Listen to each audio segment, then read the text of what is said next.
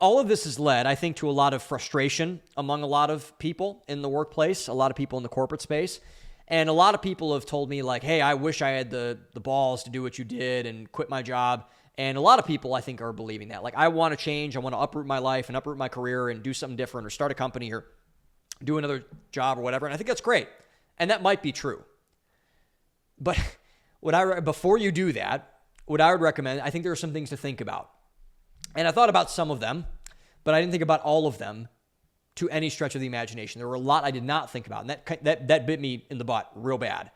And so what I want to do now is, like, looking back on it, these are the three things that I would want to most emphasize in terms of assessing whether you should actually quit your job or whether you should stick it out.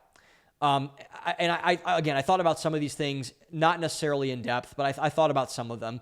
And I think that these are helpful to some people, and hopefully they'll be helpful to you. But the first thing is, I want to frame these in questions. The first question you need to ask: Are you compromising your values, both inside and outside of work? This is the biggest question you need to answer if you're thinking about leaving your job. And this is the most evident one right off the bat. You should be able to tell this in 2 seconds if you're really honest with yourself. Because your conscience can't lie to you. Your conscience is a gift from God. It's what separates us from the animals.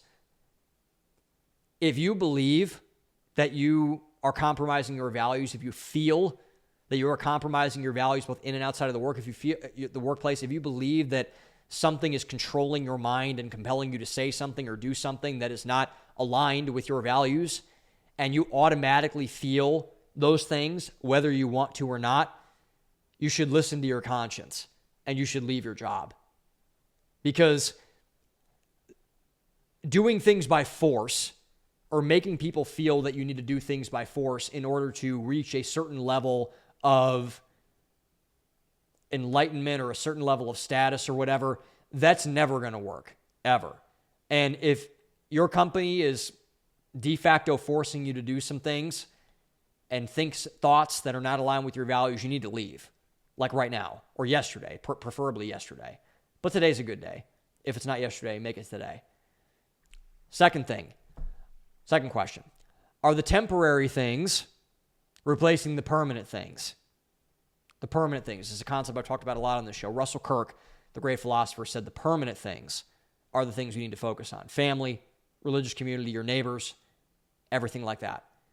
So are you finding yourself having greater pleasure with your job or with your family, religious community, friendships, your health, etc.?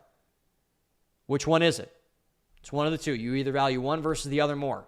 There is no neutrality. Remember, you cannot value things at the same level. That's not how values work. That's anti-values, actually. So Chris Williamson has this great quote: do not sacrifice the thing you want for the thing that's supposed to get it. Do not sacrifice your family, religious community, friendships, health for a job to then spend time with your family, religious community, friendships, health, etc. That's not how things work. It's hustling backwards. It's a bad strategy. Again, you should be able to tell this thing relatively quickly. And I would recommend that you get to the bottom of that relatively quickly, because if you are, quit your job. Quit.